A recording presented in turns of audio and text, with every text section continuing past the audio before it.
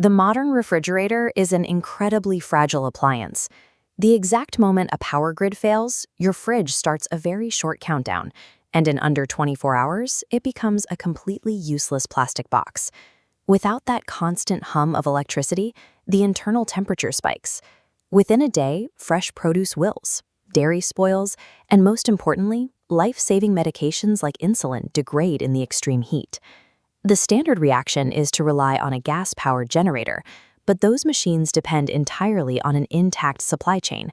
If an outage lasts for weeks or months, you will inevitably run out of fuel, turning that expensive backup plan into a heavy paperweight. Long before we had power plants and substations, people still had to operate in extreme conditions. They survived not by plugging things in, but by using the basic physical laws of the natural world to get work done. One of those solutions is an ancient technology called the Zephyr pot. It runs entirely on dirt, water, and 2 clay pots. You can build it for under $15, and it requires absolutely zero electricity to operate. True resilience means moving away from stockpiling fragile machinery. It means knowing how to take the raw materials right outside your door and engineer your own survival. Building this system takes 4 precise steps. First, you need to acquire 2 terracotta pots, one slightly smaller than the other. The absolute requirement here is that both pots must be completely unglazed.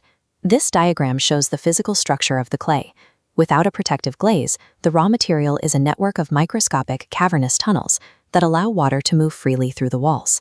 For step 2, place a small layer of sand at the bottom of the larger pot and nest the smaller one directly inside. Then pour coarse sand to fill the entire empty gap between them completely, right up to the brim. Step 3 is adding the fuel. You pour cold water directly into that sand ring until it is completely saturated. The sand acts as a sponge, holding the moisture tightly against the inner walls of both pots. Finally, place whatever you want to preserve into the center chamber. Throw a heavy, damp cloth over the top to seal it, and set the whole unit outside in a spot that gets plenty of shade and a steady breeze. By carefully stacking dirt, water, and clay, you create a functioning physical engine, perfectly primed to manipulate thermodynamics. The exact science driving this system is a process called evaporative cooling. It is an incredibly efficient way to force temperatures down using the surrounding air. As a hot, dry breeze hits the terracotta, it pulls water molecules out of the sand layer.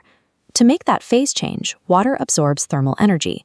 As it evaporates outward, it physically grabs heat from the center chamber and drags it out. This constant outward suction of heat creates a massive temperature drop. The internal environment of that nested center chamber quickly plummets to roughly 40 degrees Fahrenheit. However, physics always comes with strict limitations. Because the entire engine runs on evaporation, it is highly dependent on your local climate. It thrives in hot, arid, desert-like environments. If you live in a highly humid area, like a muggy swamp, the air around the pot is already fully saturated with moisture. The water has nowhere to evaporate, and the entire cooling cycle completely stalls out. But in the right conditions, this system literally uses the intense heat of the outside air to freeze the heat out of your food.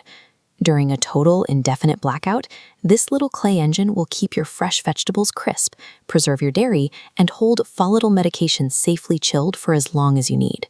The only ongoing maintenance required is a simple daily top-off. You just pour a fresh cup of cold water into that sand ring each day to keep the thermodynamic cycle running. We rarely consider these solutions because the home appliance industry has spent decades pushing a specific narrative. They want us to believe that preserving food, and by extension, modern life, is entirely dependent on their grid-connected products. Massive supply chains profit heavily when people forget how the raw materials of the natural world operate. They sell complex machines to solve problems that the earth can solve for free. You do not need to max out a credit card on a fragile, heavy generator to keep your family fed. True preparedness means possessing the knowledge to override their system and taking control of the physics yourself.